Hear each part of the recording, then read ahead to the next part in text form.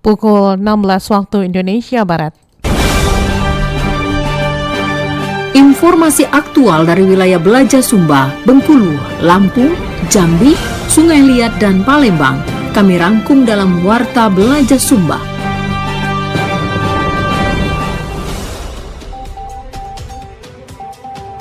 Pemerintah Kota Bengkulu meluncurkan program 1 Desa 1 Hektar untuk mendorong ketahanan pangan nasional.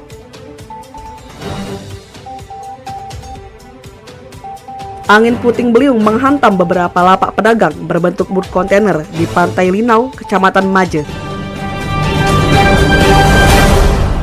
Pendengar, itulah diantaranya beberapa informasi yang kami hadirkan sore hari ini, Senin 29 September 2025, yang berhasil dihimpun tim redaksi Radio Republik Indonesia Palembang. Saya Tata Edin, sinilah Warta Belaja Sumba selengkapnya. Kami awali Warta Belaja Sumba hari ini dari Bumi Rafflesia, Bengkulu.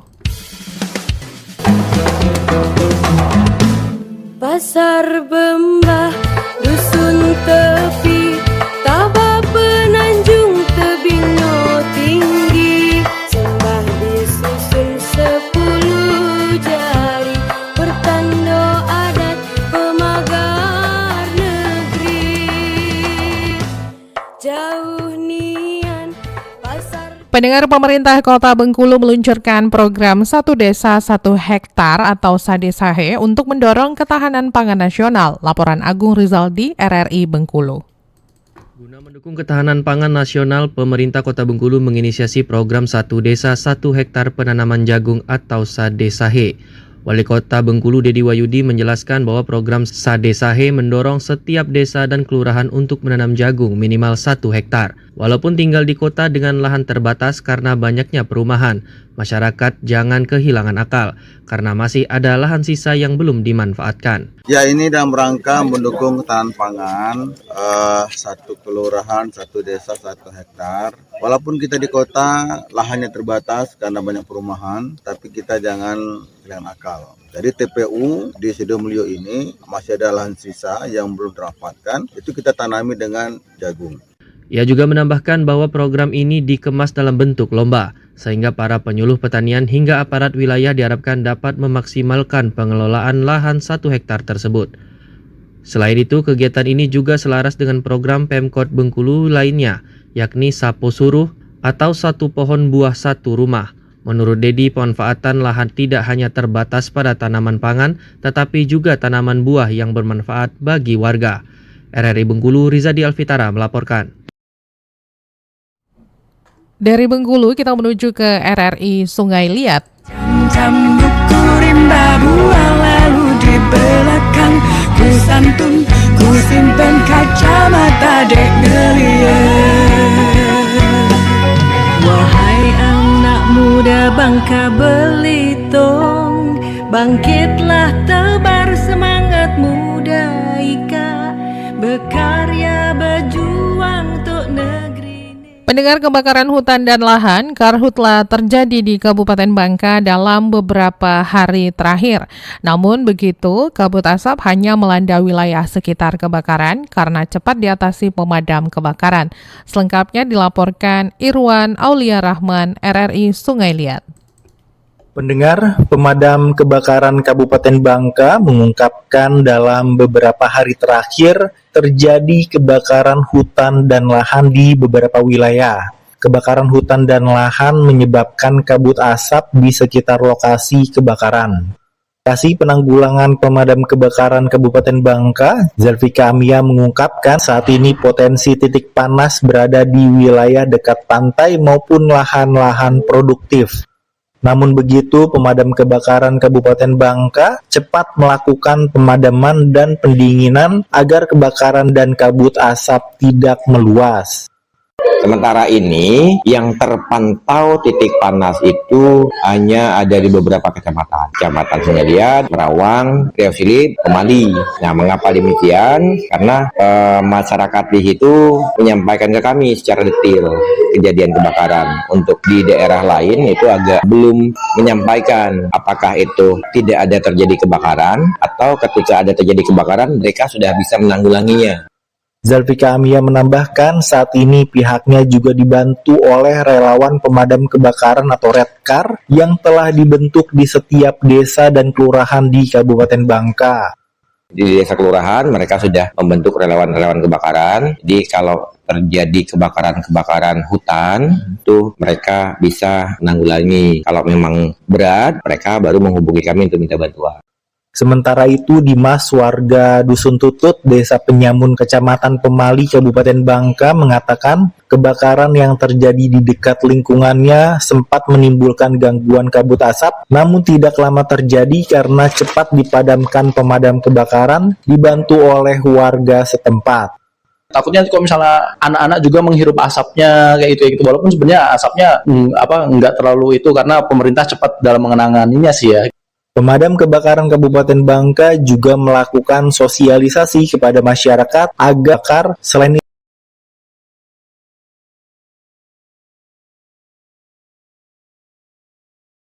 terlebih saat ini masih musim kemarau. Demikian laporan saya dari Kabupaten Bangka, Kepulauan Bangka Belitung. Irwan Aulia Rahman terus mengudara untuk Indonesia. Dari Bangka Belitung kita menuju ke RRI Jambi.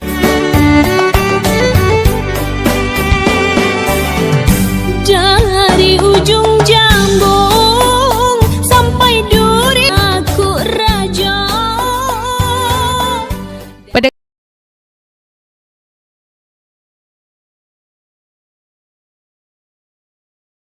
Himpun reporter RRI Jambi, Sri Wahyuni. Nama saya Dian. Kewaspadaan terhadap penyakit yang disebabkan dari kabut asap bisa kita minimalisir dengan menggunakan masker saat pergi keluar. Kemudian dengan mengkonsumsi air putih yang banyak dan kalau perlu minum suplemen untuk meningkatkan daya tahan tubuh. Ya, kalau menurut saya sih sebenarnya kalau waspada penyakit di musim kabut asap ini ya kan berhubungan dengan pernapasan ya. Jadi kalau bisa setiap keluar rumah itu menggunakan masker. Kalau mepet sekali ya, kalau misalnya nggak ada yang emergensi keluar ya lebih baik di dalam rumah aja untuk menghindari berbagai penyakit di saat musim kabut asap ini.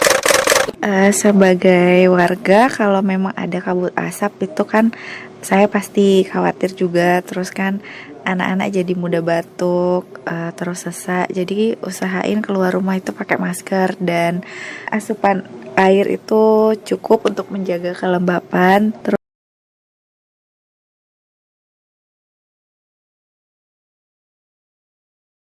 Menurut saya, kita memang harus waspada terhadap penyakit akibat kabut asap karena dapat menyebabkan gangguan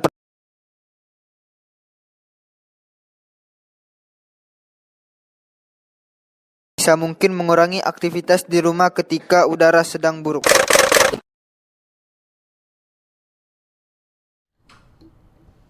Terkait antisipasi masyarakat terhadap kabut asap yang mulai muncul di Palembang, berikut kita simak wawancara singkat reporter RRI Palembang Muhammad Irfan bersama Kepala Puskesmas Sabokingking Palembang, Dr. Kiki Ayu Marlina MKM.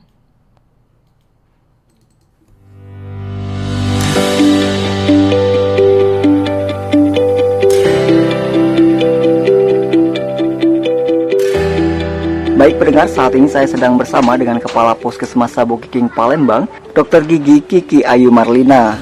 Halo. Halo, Assalamualaikum Ibu. Dr. Kiki. Salam. Apa ya? Apa kabar Bu? Alhamdulillah. Ini Bu, saat ini kan Sumatera Selatan khususnya Palembang kan sudah mengalami kabut Bu. Bisa diceritakan sedikit nggak Bu? Bagaimana sih Bu dampak kabut asap ataupun karhutlah terhadap kesehatan warga Bu? Dampak kabut asap. Yang pasti kan kalau asap ini sebenarnya karena cuacanya terlalu kering ya Pak ya. Iya. Karena cuaca terlalu kering kan jadinya, nah kalau kebakaran hutan saya juga belum tahu ya ada kebakaran hutan apa enggak. Tapi memang mungkin ini karena kering jadinya banyak debu gitu ya. Debu biasanya juga paling banyak itu dampaknya biasanya pada saluran pernafasan, biasanya sakit tenggorokan gitu, terus batuk yang pasti itu kan. Kemudian ya paling banyak kena itu Pak saluran pernapasan. Baik Dokter Kiki, saat ini apakah sudah ada mengalami peningkatan jumlah pasien di puskesmas kita Dok saat ini Dok? Kalau saat ini kayaknya belum ya Pak ya, masih seperti biasa. Tapi memang kalau di puskesmas itu kan memang yang paling banyak itu biasanya datang dengan keluhan infeksi saluran pernafasan ya, atau ISPA. Itu memang masih tinggi, tapi bukan karena asap ini atau debu ini kayaknya belum ada terlalu kelihatan peningkatan yang signifikan tuh belum terlihat. Belum ada ya dok ya. Dok, saat ini dok untuk pasien sendiri ke puskesmas Sabokiking sendiri itu dok ada berapa pasien ya dok yang mengalami keluhan ISPA ini dok? Kalau berapa banyaknya saya nggak ini ya. Baik. Tapi masih nggak ini juga sih Pak, maksudnya nggak terlalu signifikan lah. Paling banyak itu apa dok ya keluhan ke rumah puskesmas kita dok? Batuk, biasanya batuk gitu. Itu apakah paling juga banyak sih batuk gitu. Itu pengaruh cuaca ya dok? Kayak kalau misalnya batuknya di bawah 2 minggu kan kita kan ada screening namanya, kita kan bisa memilah kalau misalnya dia batuknya lebih dari 2 minggu maka perlakuannya kan akan beda Pak. Beda tuh maksudnya kita akan lakukan pemeriksaan lebih lanjut. Karena kan kita bisa curiga itu penyakit infeksi kronis seperti TB gitu ya. Nah, tapi kalau yang banyak ini kan memang batuk. Pada anak-anak sih sebenarnya batuk, pilek gitu. Paling banyak itu sakit tenggorokan, nah itu kan karena kering ya. Jadi emang harus banyak minum sih kalau cuaca panas seperti ini ya. Baik dok, pendapat dokter ataupun himbauan dokter kepada masyarakat dok untuk mengantisipasi ataupun juga penyakit ISPA ini dok.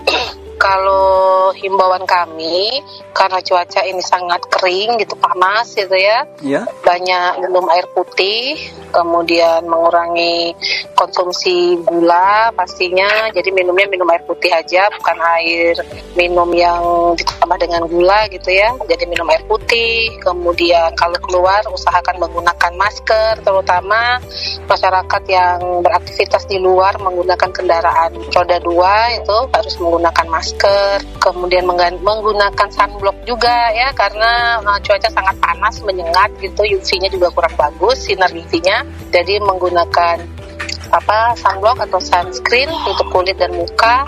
Yang pasti itu banyak minum air putih. Baik dok, atas informasi dan edukasinya kepada pendengar RRI, salam sehat selalu.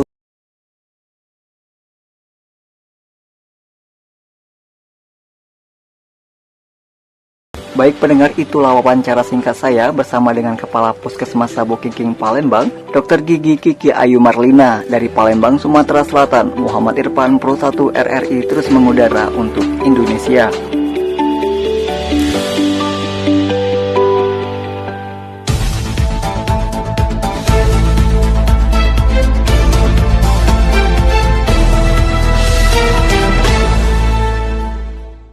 Dari Palembang, pendengar, kita menuju ke RRI Bintuhan. Andai painilah dikenal, kau kayangan budaya, dengan semboyan terkenal, seasa sehijau, entah itu jemenjak mana, pribumi atau pendatang, tanggung.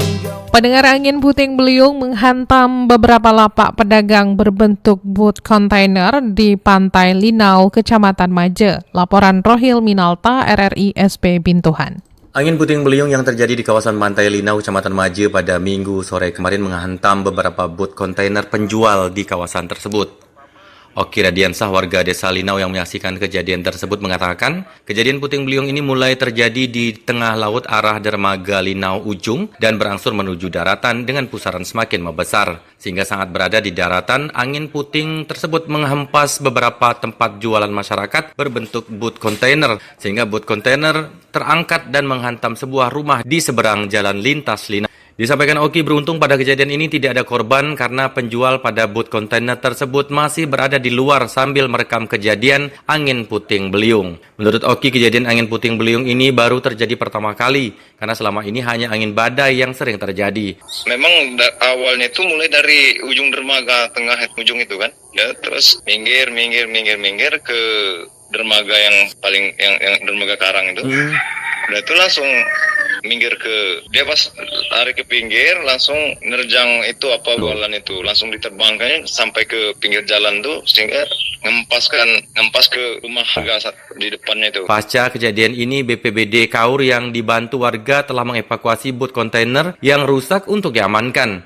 Untuk informasi, pemerintah daerah melalui OPD terkait pada pagi tadi telah mendatangi lokasi untuk memberikan santunan. Demikian Roy Minata, RRD Bintuhan melaporkan. Dari Bintuhan, selanjutnya kita menuju ke stasiun produksi Belitung. Jam buku rimba buang lalu di belakang, ku santun, ku simpen kacamata dek ngeliat. Wahai anak muda Bangka Belitung, bangkitlah tebar semangat muda ika, berkarya berjuang untuk negeri ini. Pendengar DPRD Kabupaten Belitung saat ini tengah menyusun perda terkait penanganan pemukiman dan perumahan kumuh di Belitung. Selengkapnya Arif Juliantoro melaporkan. Masyarakat kita masih hidup di bawah garis kemiskinan. Dewan Perwakilan Rakyat Daerah DPRD Kabupaten Belitung tengah membahas rencana peraturan daerah Raperda tentang pencegahan dan peningkatan kualitas terhadap perumahan kumuh dan pemukiman kumuh. Raperda ini menjadi dasar bagi pemerintah daerah dan legislatif untuk memperbaiki kualitas hunian masyarakat dan menghapus kawasan kumuh di Kabupaten Belitung. Ketua DPRD Belitung Vina Christine Ferani mengatakan, Raperda tersebut menegaskan peran pemerintah dalam menjamin kebutuhan dasar termasuk perumahan yang layak. Dia menyebutkan masih ada beberapa desa dan kelurahan di Belitung yang masuk kategori pemukiman kumuh. Melalui Raperda ini, DPRD dan pemerintah daerah berkomitmen meningkatkan taraf hidup masyarakat agar lebih layak dan sesuai arah pembangunan. Ya, apalagi kita daerah wisata ya. Nah, jangan wisata itu kan identik dengan kebahagiaan, kegembiraan. Tapi kalau kita menjual keindahan dari alam kita, sementara masyarakat kita masih hidup di bawah garis kemiskinan, itu kan sangat miris sekali. Vina menambahkan Belitung yang dikenal sebagai daerah wisata perlu memperhatikan kesejahteraan penduduknya agar selaras dengan citra pariwisata. Menurutnya, DPRD Belitung juga telah melakukan studi banding ke Yogyakarta dan Jawa Timur untuk melihat praktik terbaik penanganan permukiman kumuh. Hasilnya akan diterapkan di Kabupaten Belitung. Dari Tanjung Pandan Belitung, Arif Juliantoro melaporkan. Dari Belitung, pendengar, kita menuju ke stasiun produksi Waikanan. Wai besai wai untung, mula jadi Waikanan, igok pakuan khatu, wai ruang sehaluan. Pendengar, Dinas Kesehatan mengimbau masyarakat untuk meningkatkan kewaspadaan kesehatan menyusul kondisi cuaca yang sangat tidak menentu yang dinilai menjadi pemicu utama melonjaknya kasus penyakit infeksi pernapasan akut atau ISPA dan demam berdarah. Palasta Sitepu, RRI Waikanan melaporkan. Jadi ada beberapa resiko penyakit yang mungkin saja bisa terjadi kepada kita gitu. Perubahan cuaca yang tidak terduga dan terjadi secara tiba-tiba atau fluktuasi cuaca yang terjadi di Kabupaten Waikanan baru-baru ini dapat mempengaruhi kekebalan tubuh dan menyebabkan gangguan kesehatan. Fenomena fluktuasi cuaca yang tidak terduga yang terjadi di Kabupaten Waikanan seringkali mempengaruhi kondisi kesehatan dan tubuh. Tidak jarang perubahan cuaca yang cepat dapat menyebabkan berbagai penyakit dan gangguan kesehatan. Petugas Kesehatan Negeri Baru Waikanan, Dr. Yunita Putri mengatakan pengaruh dari fluktuasi cuaca yang terjadi terhadap gangguan kesehatan yang mungkin terjadi seperti flu dan gangguan pernapasan bahkan dapat menyebabkan infeksi saluran pernapasan akut atau ISPA. Menurutnya, untuk mengantisipasi hal tersebut, ia menyarankan agar beristirahat dengan waktu yang cukup, berolahraga, kondisi badan tetap bugar, serta menjaga pola makan dan mengkonsumsi makanan dengan kandungan gizi seimbang. Di daerah Waikanan pada saat ini memang kalau siang tiba-tiba panas ataupun tiba-tiba hujan, artinya juga berpengaruh terhadap kesehatan tubuh kita. Jadi ada beberapa resiko penyakit yang mungkin saja bisa terjadi kepada kita gitu. Jadi kalau misalnya bisa flu, itu banyak sekarang pasien yang infeksi saluran pernafasan. Artinya ini juga banyak diakibatkan oleh cuaca yang ekstrim. Nah, untuk bagaimana cara pencegahannya? Yang pertama jelas adalah istirahat yang cukup. Karena apabila tubuh kita tidak mendapatkan istirahat yang cukup, penyakit juga mudah terjangkit di dalam tubuh kita. Kemudian olahraga rutin itu sangat perlu meskipun cuaca ekstrim seperti ini. Kemudian yang jelas makan harus dijaga, makanan yang bergizi, perbanyak sayur dan buah, perbanyak minum air putih, kemudian konsumsi vitamin. Cuaca yang tidak menentu dapat menjadi tantangan bagi kesehatan kita. Perubahan suhu dan kelembapan udara dapat mempengaruhi sistem kekebalan tubuh dan menyebabkan berbagai masalah kesehatan. Namun dengan langkah-langkah yang tepat, kita dapat tetap sehat dan aktif meskipun dalam situasi cuaca yang berubah. Dari Waikanan, Palastasi Tepu melaporkan, RRI terus mengudara untuk Indonesia. Anda masih mendengarkan Warta Belajar Sumba melalui Pro 1 RRI.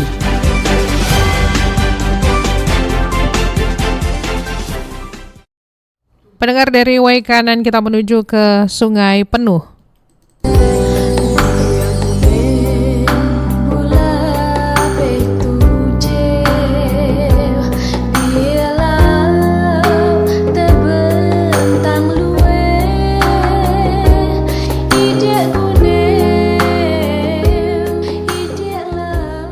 Program ketahanan pangan di Kota Sungai Penuh masih terkendala lahan dan SDM. 25% desa belum melaksanakan program tersebut. Laporan disampaikan oleh Asep Sanjaya, RRI Sungai Penuh. Pelaksanaan program ketahanan pangan di Kota Sungai Penuh masih menghadapi berbagai kendala, khususnya di desa-desa yang berada di kawasan pusat perkotaan. Keterbatasan lahan menjadi salah satu hambatan utama yang menyebabkan program tersebut belum berjalan optimal. Hal ini menjadi perhatian serius bagi Dinas Pemberdayaan Masyarakat dan Desa Kota Sungai Penuh. Melalui Kepala Bidang Pemberdayaan Masyarakat Zaini Ahmad mengatakan pihaknya terus mendorong pemerintah desa untuk segera merealisasikan program ketahanan pangan yang merupakan amanat dari pemerintah pusat. Ia menjelaskan bagi desa-desa yang tidak memiliki lahan pertanian atau lahan kosong dapat menggunakan alternatif dengan menyewa lahan milik warga. Dana untuk penyewaan bisa diambil dari dana desa sesuai aturan yang berlaku. Masih ada desa yang belum untuk membuat perencanaan masih karena mereka masih ada ragu-ragu, misalnya ya kawasan Sungai Penuh intinya. Kalau kawasan Sungai Penuh, contoh misalnya Pondok Tinggi, Sungai Penuh, Pasar Baru, Desa Amar Sakti, mungkin karena potensi kawasan perkotaan yang sulit untuk mencari lahan, itu faktor utamanya. Tapi karena juknis dan regulasi yang sudah ditetapkan untuk ketahanan pangan, ya harus kita kembangkan dan wajib untuk ketahanan pangan. Menurut data Dinas PMD Kota Sungai Penuh, anggaran untuk program ketahanan pangan di masing-masing desa berkisar antara 120 juta rupiah hingga 190 juta rupiah per tahunnya. Namun hingga saat ini masih ada sekitar 25% desa di Kota Sungai Penuh yang belum juga melaksanakan program tersebut. Demikian Asep Sanjaya untuk Pro 1 RRI terus mengudara untuk Indonesia. Dari Sungai Penuh, pendengar, kita akhiri Warta Belajar Sumba hari ini dari Lampung.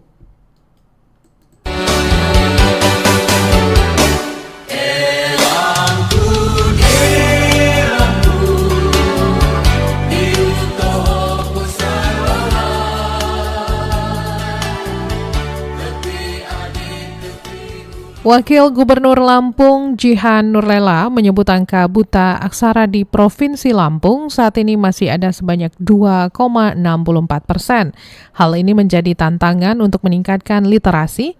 Gali Prihantoro, RRI Bandar Lampung, melaporkan. Wakil Gubernur Lampung Jihan Nurlela menyoroti masih adanya masyarakat Lampung yang belum bisa membaca dan menulis. Dia mengungkapkan berdasarkan data, angka buta aksara di Provinsi Lampung masih ada sebanyak 2,64%. Hal ini menjadi perhatian serius. Oleh karena itu, menurutnya pentingnya peningkatan literasi di Provinsi Lampung sebagai bagian dari upaya pembangunan sumber daya manusia. Meski demikian, Jihan menekankan bahwa tantangan ini bukanlah hambatan, melainkan dorongan untuk terus bergerak maju. Berdasarkan data dari Badan Pusat Statistik atau BPS Provinsi Lampung tahun 2024, lebih dari 60% penduduk Lampung berada pada usia produktif. Hal ini dinilai sebagai kekuatan strategis dalam upaya peningkatan literasi. Sementara itu di tingkat Provinsi Lampung memiliki peluang besar untuk meningkatkan literasi, walaupun hari ini pun ada tantangan juga, yaitu angka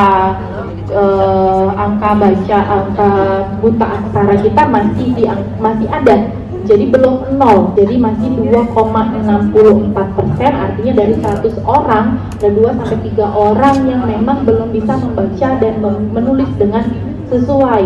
Itu tantangan kita juga. Namun berdasarkan BPS Provinsi Lampung tahun 2024, lebih dari 60% penduduk Lampung berada pada usia produktif, dan ini menjadi tantangan atau menjadi privilege kita juga, karena usia produktif adalah usia yang memang sedang semangat-semangatnya untuk menggali informasi, termasuk mungkin kita bisa menstimulus dari situ untuk bisa membangkitkan semangat literasi kita. Jihan Nurlela juga mengajak seluruh elemen masyarakat termasuk pemerintah daerah, dunia pendidikan dan komunitas literasi untuk berkolaborasi mengatasi tantangan tersebut dan menjadikan Lampung sebagai provinsi yang maju dalam hal literasi dan pendidikan. Dari Bandar Lampung, Galih Priantoro melaporkan, RRI terus mengudara untuk Indonesia. Pendengar, laporan dari Bandar Lampung tadi mengakhiri Warta Belajar Sumba hari ini. Atas nama kerabat kerja yang bertugas, saya Tata Edin, selamat sore. RRI terus mengudara untuk Indonesia.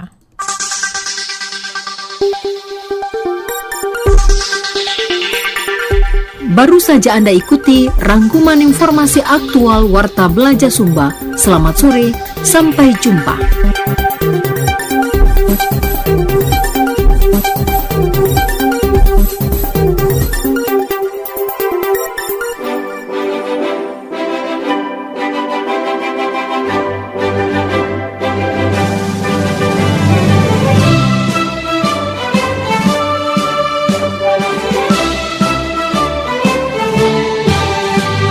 Semboyan kami angkasawan RI.